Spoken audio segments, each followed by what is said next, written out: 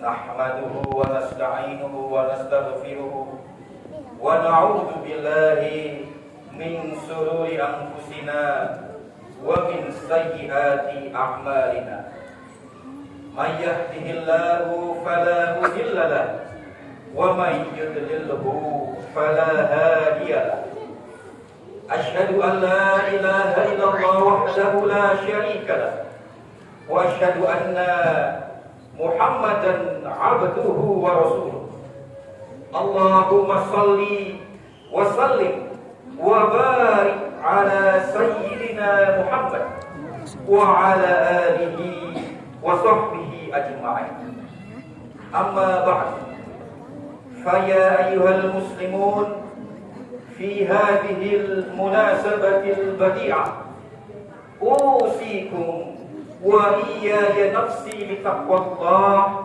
وطاعته حيث قال الله تعالى يا أيها الذين آمنوا اتقوا الله وقولوا قولا سديدا يصلح لكم أعمالكم ويغفر لكم ذنوبكم ومن يطع الله ورسوله فقد فاز فوزا عظيما وقال رسول الله أيضا في حديثه اتق الله حيثما كنت وأتبع السيئة الحسنة تمحوها وخالق الناس بخلق حسن.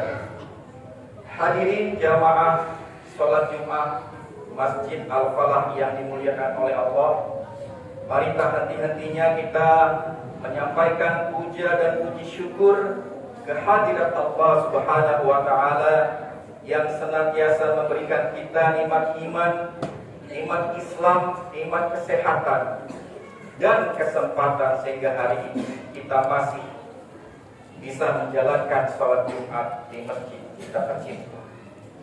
Salawat dan salam mari kita sampaikan kepada pemimpin kita, suri tauladan kita, pemberi syafaat kita di hari kiamat dan penentu dari terkabulnya doa-doa kita, Nabi Muhammad sallallahu alaihi wasallam bersama keluarga beserta para sahabatnya.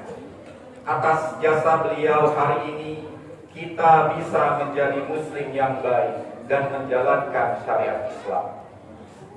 Pada kesempatan yang mulia ini, khatib tak henti-hentinya mengingatkan, mengajak, mendorong, mengakselerasi diri khatib sendiri dan jamaah sekalian untuk senantiasa meningkatkan rasa takwa kita kepada Allah Subhanahu wa Ta'ala.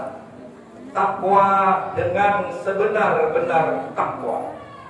Takwa dalam pengertian yang paling umum, menjalankan perintah Allah dan menjauhi larangannya, maupun takwa dalam pengertian yang lebih hakiki, selalu merasa dekat dengan Allah.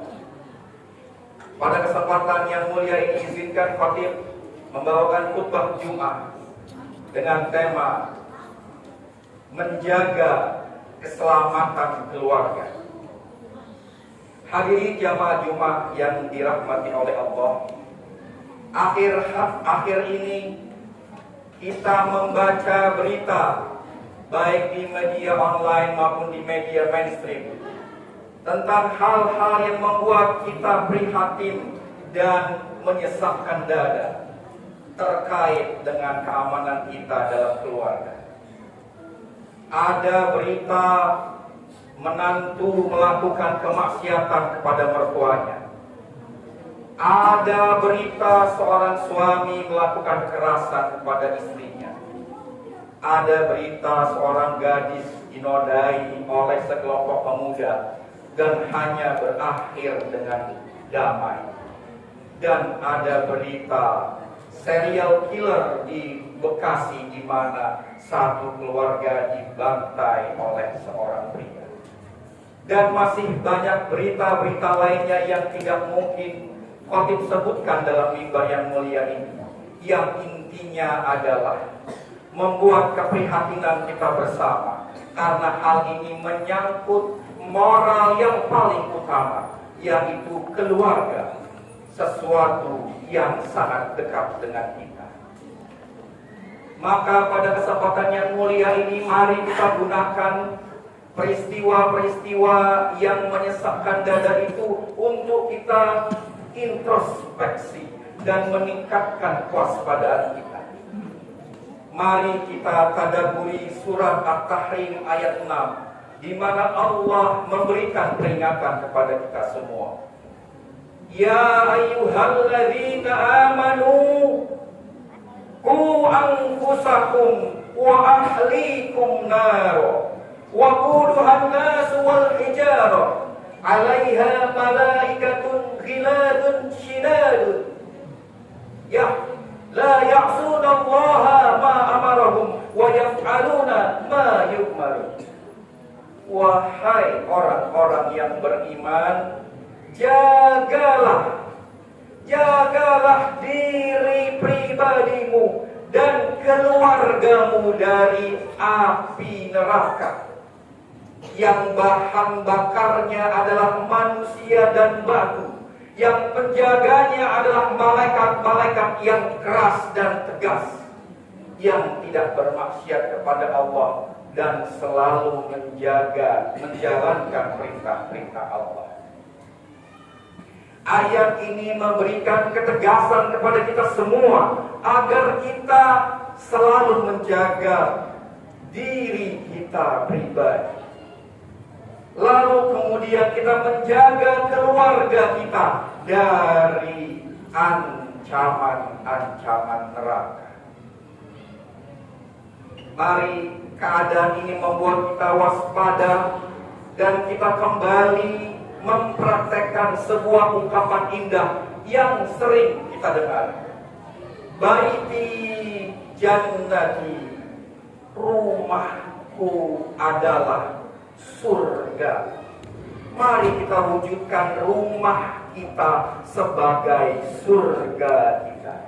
Kita kembali ke rumah, menemui istri kita, menemui anak-anak kita, menemui orang tua kita serumah dengan penuh sukacita, melepas rasa lelah dan betul-betul menjadikan rumah kita sebagai surga. Dalam konsep yang lebih sering kita dengar, kita ingin membangun keluarga kita menjadi keluarga yang sakinah, mawaddah, warahmah, keluarga yang tenang, yang mendamaikan dan penuh cinta kasih. Hadirin jamaah Jumat yang dimuliakan oleh Allah, izinkan Khatib menyampaikan 3 tips yang mudah-mudahan bisa kita kerjakan dalam rangka menjaga keselamatan keluarga. Yang pertama adalah memperbanyak doa. Di zaman yang serba tidak menentu ini, di zaman di mana banyak orang bergantung kepada gadget dan berita online-nya, tidak ada pilihan lain selain kita memperbanyak doa, memperbanyak zikir, memperbanyak ibadah, dan memanjatkan doa pada Allah untuk menjaga keluarga kita. Ada sebuah doa yang Khatib yakin para jamaah sudah sering menghafalkan dan membacakannya. Rabbana hablana min azwajina wa dzurriyyatina qurrata a'yun waj'alna lil muttaqina imama. Ya Allah, anugerahkanlah kepada kami istri-istri yang soleh, anak-anak soleh yang menjadi qurrata a'yun, yang menjadi penyejuk mata, dan jadikanlah anak-anak kami sebagai pemimpin orang-orang yang bertakwa. Perbanyaklah doa ini. Kita berharap ketika kita pulang dari kesibukan kita mencari nafkah, rasa lelah kita, rasa stres kita, rasa kecemasan kita hilang begitu saja ketika kita menatap, melihat istri kita yang menyambut kita dengan penuh sukacita. menatap anak-anak kita yang riang gembira, dan kita kembalikan semuanya sebagai ibadah kepada Allah. Yang kedua, memperbaiki kualitas komunikasi. Kita perlu memperbanyak kuantitas sekaligus kualitas komunikasi kita kepada keluarga inti kita. Mari kita perbaiki diskusi-diskusi kita kepada istri kita. Kita rembukan lagi, kita atur ulang visi misi kita tentang keluarga. Kita atur segala hal-hal yang berpotensi untuk membahagiakan, dan sebaliknya kita bicarakan segala hal-hal yang bisa berpotensi merusak keluarga. Mari kita datangi kembali anak-anak kita. Kita posisikan diri kita sebagai seorang sahabat, sehingga anak-anak kita mau dengan sukarela bercerita kepada kita. Anak-anak kita tidak takut, anak-anak kita tidak sungkan, sehingga kita tahu apa yang mereka keluhkan, apa yang mereka cemaskan, apa yang membuat masalah-masalah mereka. Sehingga kita sebagai keluarga adalah tempat kembalinya dan satu-satunya orang yang paling dipercaya oleh anak-anak kita sendiri. Seringkali yang menjadi masalah di dalam kita berkomunikasi kepada orang-orang terdekat kita adalah bukan pesan apa yang kita sampaikan, tetapi bagaimana cara dan intonasi yang kita sampaikan kepada keluarga terdekat kita, kepada istri kita, kepada anak-anak kita, dan kepada orang tua kita. Dan yang terakhir yang bisa kita lakukan untuk menjaga keselamatan keluarga adalah memperkuat tali silaturahim kewilayahan di sekitar. Mari kita sambung kembali silaturahim dengan tetangga-tetangga kita, rumah-rumah terdekat kita di lingkungan rukun tetangga atau RT. Mari kita silaturahmikan kembali tetangga-tetangga kita di lingkungan rukun warga atau RT. Jangan malu, jangan sungkan, jangan ragu untuk menegur siapapun yang kita anggap curiga yang akan melakukan perbuatan-perbuatan yang tidak kita inginkan. Karena kalau kita sudah tidak lagi peduli, kalau kita sudah bersikap masa bodoh, maka segala potensi-potensi perilaku-perilaku yang berbahaya, bahkan yang mendorong kepada kemaksiatan akan mudah dilakukan, karena orang-orang melakukannya tanpa ada pengawasan atau teguran dari orang-orang pemilik wilayah. Insya Allah, jika ketiga hal ini kita lakukan, ini menjadi benteng terakhir kita. Karena keluarga adalah pertahanan di depan, sekaligus benteng terakhir dari bangunan sebuah masyarakat, dari bangunan sebuah bangsa. Jika banyak keluarga yang rusak, bahkan hancur, maka kehancuran atau kebangkrutan dari sebuah bangsa tinggal menunggu waktu. Allah selalu memberikan harapan, Rasulullah selalu mendampingi kita. Maka tidak ada kata terlambat untuk kita kembali kepada keluarga kita, untuk membangun, merajut, menjahit kembali benang silaturahim di keluarga kita, dan betul-betul menjadikan keluarga kita sebagai surga, rumah kita sebagai surga. Dan jika itu dilakukan oleh seluruh keluarga di bumi Nusantara ini, insya Allah Indonesia akan menjadi negeri baldatun thayyibatun wa rabbun ghafur, negeri yang adil, makmur, damai dan sentosa karena dirahmati dan diampuni oleh Allah Subhanahu wa taala.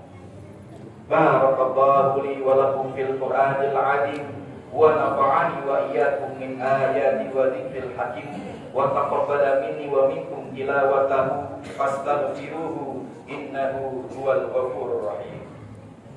Allahumma salli ala sayyidina Muhammad wa ala ali sayyidina Muhammad.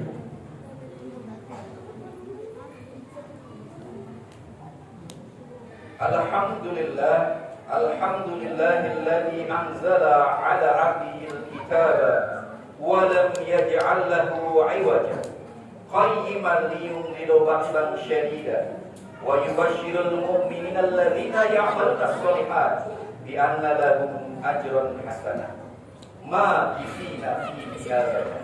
Asyhadu an la ilaha illallah wahdahu la syarika lah ilghaman liman jahada bihi wa kafar wa asyhadu anna Muhammadan abduhu wa rasuluh sayyidul khalaiqi wal bashar. Allahumma salli wa sallim wa barik ala sayyidina Muhammad wa ala alihi wa sahbihi ajma'in.